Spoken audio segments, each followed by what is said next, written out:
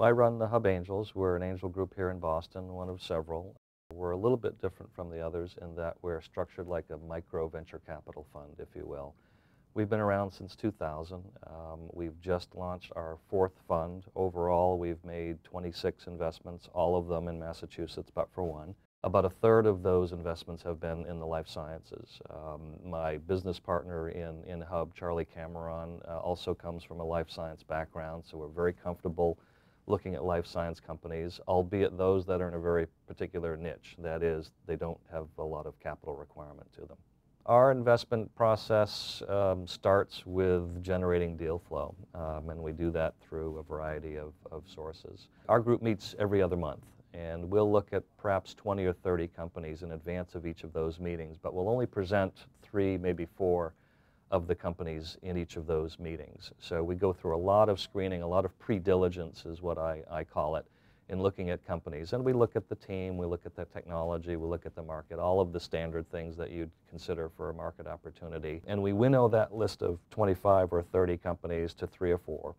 We prepare those companies to present at our meeting. We know what works for our group. We have a standard methodology of presenting. It's a 15-point slide deck. You know, you go through every single point, and you've got 15 minutes to present. Now, once you make that presentation, there's another 15 minutes of Q&A. We kick you out of the room, and then we talk amongst ourselves as a group and discuss the merit of the opportunity, the team, the salient points of the opportunity, the pluses and the negatives. And then we ask the group 2 main questions. The first question is, who here dislikes this deal and thinks we should just let it go elsewhere? And some hands may go up. The second question is, who likes this deal and is interested enough to pursue due diligence on it? And if a preponderance of hands go up for that second question, we ask people to keep their hands up if they're interested in joining the due diligence process. Then either I or my partner will lead the due diligence process. It tends to take 90 days, take it or leave it, one way or the other.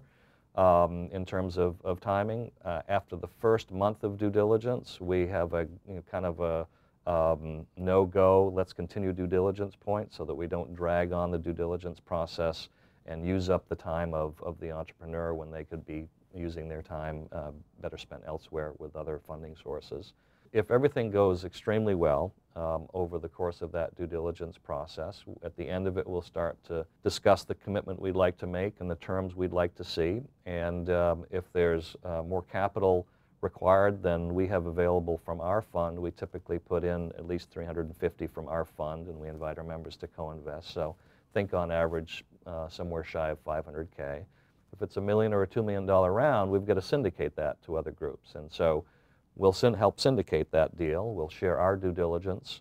Actually, all of the angel groups within the New England region have what's called a due diligence treaty, which means share and be held harmless in doing so. And we'll put that deal together. We'll negotiate the terms and make our investment. And then comes the hard part, helping the company become successful. And that means doing whatever it takes, whether it's enhancing the management team or finding space or a new lawyer or the third customer or whatever it takes. We get into the boat and row. We're very active investors.